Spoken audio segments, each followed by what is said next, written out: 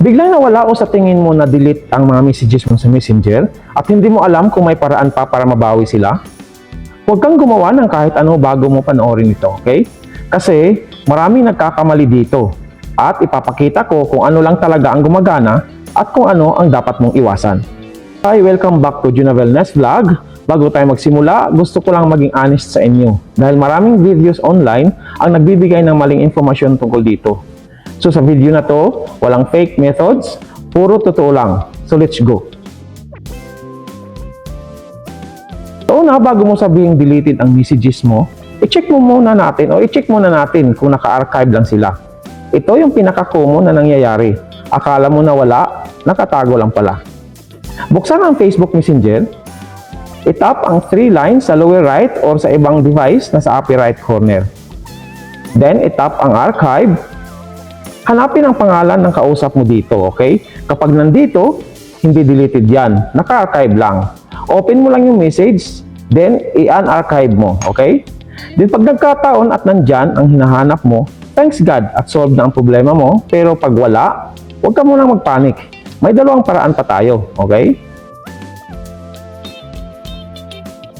Kung Android user ka at bagong message lang ang nawala, so may chance pa tayo. Ang notification history ay nagtatago ng preview ng messages sa loob ng 24 hours.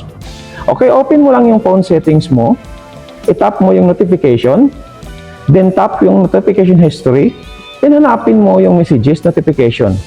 At kapag nakita mo na ang message, i-screenshots mo agad.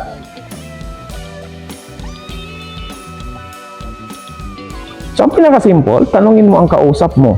Kung delete for me lang ang ginawa mo, nandun pa ang messages sa kanila. Pero kung unsend, wala na sa inyong dalawa, tapos na.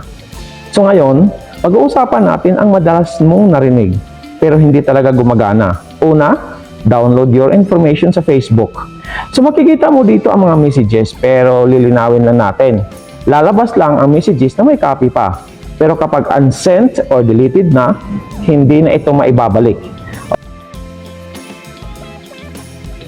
So ngayon, bakit ganon? Dahil ang Facebook Messenger ay gumagamit ng end-to-end encryption. So ibig sabihin, ikaw lang ang may access sa messages mo. Kahit si Meta, hindi nila mababasa ang content nito. Okay? At mapapansin mo rin, so bago mo ma-download ang data mo, kailangan mong mag-enter ng password. Hindi ito simpleng verification lang. Ibig sabihin, ikaw mismo ang nagbibigay ng permission kay Facebook para ma-access ang sarili mong data. So parang vault yan. Si Facebook ang may hawak, pero ikaw ang may susi. So kaya kung wala na talaga ang message, kahit ikaw pa ang may password, hindi mo na rin ito maibabalik. Then pangalawa, may mga recovery apps sa internet. Karamihan dito ay scam.